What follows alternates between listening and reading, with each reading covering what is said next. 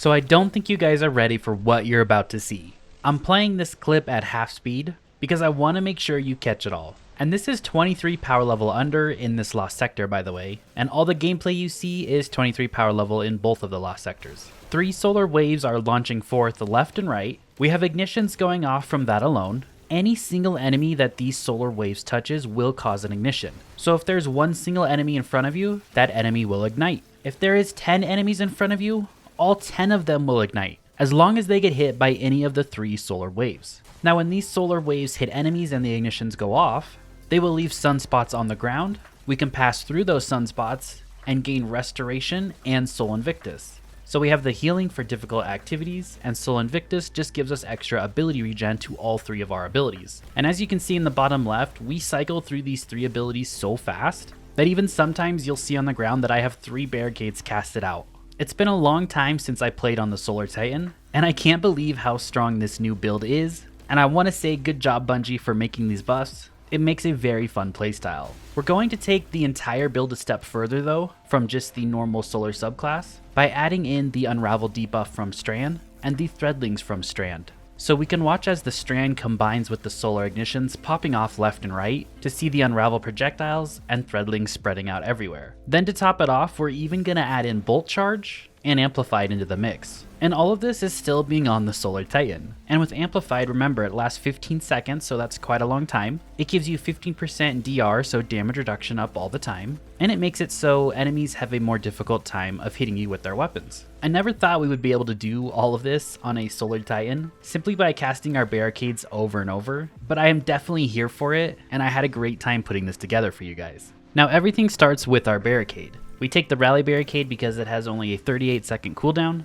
and I went over this in my last Titan video like 2 days ago of how much damage resistance you have when you're behind this barricade. And since we can pop this barricade so often, you're taking advantage of that 80% damage resistance to splash damage pretty much all the time. And then you're taking advantage of the taunt that that barricade creates, where all the enemies are just shooting at the barricade instead of you. For your melee and your grenade, take whichever you choose. I do like an offensive grenade in the build, so I was using thermite grenade, because I don't need to take the healing grenade here, as we'll have restoration up all the time without it. But if you're struggling, go ahead and throw on the healing grenade. For your first aspect, we'll take roaring flames. Final blows with solar abilities or ignitions increase the damage of your solar abilities, and this stacks 3 times. This is just going to make all our abilities hit harder. We're going to stack this with ease so you don't even need to worry about it. And it actually makes your Hammer of Soul super or your Burning Maul super hit harder as well, whatever one you choose for your super ability. For the second aspect, we'll take Consecration. Still one of my favorite aspects in the game. On your launch upward, you scorch everything in front of you, and on your downward swing, you ignite everything in front of you. So more scorching added into the build, which is what we need. And that takes us right into our first fragment, Ember of Singeing. Your class ability recharges faster when you scorch targets. This is a 400% additional class ability regeneration for 3 seconds. And this has no cooldown, so every time you scorch something, you're triggering this. All 3 solar waves from your barricade scorches, and the solar wave from your Consecration Slam scorches, and then I had Thermite Grenade on, and the 4 or 5 waves from the Thermite Grenade also scorches. So we pretty much have Ember of Singeing procced all the time. Next we add Ember of Ashes. This applies more scorch stacks to targets, and that's what allows the 3 solar waves from our barricade to instantly ignite enemies. And it doesn't matter whether it's a champion, a red bar enemy, a yellow bar enemy, everything will be ignited if a solar wave hits an enemy. Next we'll add Ember of Empyrean. Solar weapon or ability final blows extend the duration of restoration, and ignitions are also coded as a solar ability. So now when we pass through that sunspot that's left on the ground from these solar waves igniting enemies and killing them, we grant ourselves 5 seconds of restoration. And we also get Soul Invictus from that as well. Empyrean allows us just to chain restoration from our abilities or our weapon much longer. And for the last fragment, we'll take Ember of Searing. You could trade this one out if you want, because the melee ability is what I use the least actually, which is kind of surprising, but you have barricades up so often that I was popping those more often than not. But Ember of Searing is nice because defeating scorched targets grants melee energy and creates a fire sprite. This just helps with the ability loop of all of our abilities, because since we're scorching everything, that feeds our class ability, thanks to Ember of Singeing. When we defeat those scorched targets from the ignitions that are going off, that feeds our melee ability, and then we can create a fire sprite every 4 seconds on enemies, that feeds our grenade ability.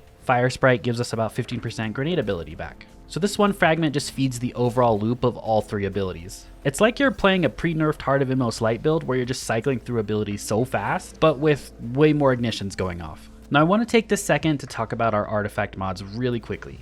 We have unraveling orbs. Picking up an orb of power grants you unraveling rounds. And then we have horde shuttle. Damaging unravel targets with a weapon occasionally spawns threadlings. This is how you're going to add in all of your strand into the build. And all it takes is one shot from your strand weapon to apply unravel to an enemy, and then let all your ability damage and ignition spread that unravel everywhere. And then I also want to talk about flashover. This is when you gain maximum bolt charge, you also become amplified, and lightning bolts deal more damage. And I'll show you how we're going to get our bolt charge and amplified in a second. For our exotic of choice, that is Khepri's Horn. Khepri's Horn got a nice buff this season, and I can't believe I'm even suggesting you guys use a build with Khepri's Horn. I have never done a build on my channel with this exotic before. So what Bungie did to this is Khepri's Horn now sends out 3 waves of flame instead of a single one when you cast your Barricade. These waves no longer return towards the barricade, they only travel outwards. The tracking on the waves has been enhanced, and then combatants damaged by these waves are enveloped in a sunspot. And then players are enveloped if they are defeated. And it now requires a solar super to be equipped to create the flame wave from the barricade. And as you guys can see in the gameplay, this is very powerful, especially when paired with Ember of Ashes on the solar subclass, because that's what caused the ignition instantly. Then you're just creating sunspots that are burning enemies, you're passing through sunspots, gaining restoration and soul invictus, and just keeping the chain going. And then for our exotic weapon, I do like to take Thunderlord. In my last Titan video, I had Thunderlord on,